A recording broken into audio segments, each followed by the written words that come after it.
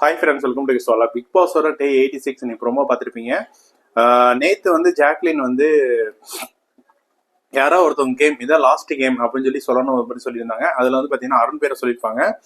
அந்த டாஸ்கோட ப்ரோமோ தான் நீங்கள் வந்திருக்கு. அதில் என்ன சொல்லியிருந்தாங்கன்னா எல்லாரோடைய அந்த இது உருட்டி விளையாடுவாங்கல்ல, அதில் வந்து பார்த்தீங்கன்னா எல்லாரோடைய நேம் வச்சு பண்ணுறாங்க.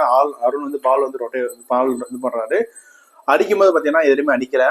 சப்போஸ் அடிச்சிருந்து எத்தனை பேர் இருந்தோ அந்த அத்தனை பேரோட பாயிண்ட் வந்து பார்த்தீங்கன்னா அருண் போயிருக்கும். ஆனால் அதில் ரொம்ப ட்விஸ்டாக போச்சு. பார்த்தீங்கன்னா அருண் வந்து அதில் எதுவுமே பண்ண முடியல. ஸோ இந்த பிக் பாஸ் ஹவுஸ் அவுட் வந்து அவர் வெளியே போறாரு.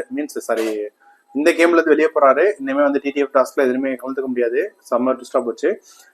இதுல என்ன பண்றாங்கன்னா, அந்த அருண் வந்து வச்சிருப்பார்ல 3 பாயிண்ட் இல்ல 5 பாயிண்ட் இந்த மாதிரி வச்சிருக்காங்களா, அந்த பாயிண்டை வந்து பாத்தீங்கன்னா அந்த டீம்ல இருக்கிற 9 பேர் வந்து ஷேர் பண்ணிக்கணும். அதுக்கு தான் கான்வர்சேஷன் போயிட்டு இருக்கு. அதுக்கு ஒவ்வொருத்தவங்க என்ன சொல்றாங்கன்னா 9 பேருமே ஈக்குவலா ஷேர் பண்ணிக்கலாம் அப்படின்னு சொன்னாங்க.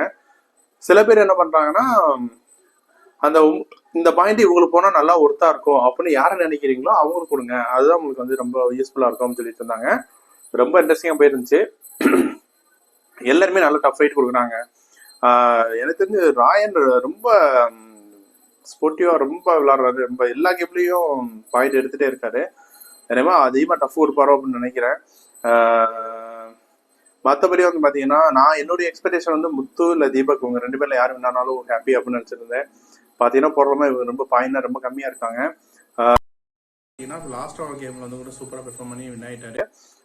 கேட்கும்போது ரொம்ப இன்ட்ரெஸ்டிங்கா இருக்கு. பார்ப்போம் யார் என்ன வச்சிருங்க. டைட்டில் வந்து நம்ம முத்துக்கு மட்டும் தான் அடிக்கணும் அப்படின்னு சொல்லி நான் பார்த்துட்டு இருக்கேன்.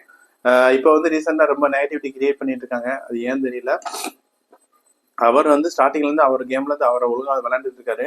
ஸோ என்னை பொறுத்த வரைக்கும் பார்த்தீங்கன்னா முத்து தீபக் 2 பேர் தான் ஃபைனலிஸ்ட் வரணும் அப்படின்னு நான் எதிர்பார்க்குறேன். இது மாதிரி உங்களுடைய ஃபைனலிஸ்ட் யாரு அப்படின்னு சொல்லி கமெண்ட் பண்ணுங்க. பிடிச்சதான் டிபைட் பண்ணுங்க. தேங்க்யூ.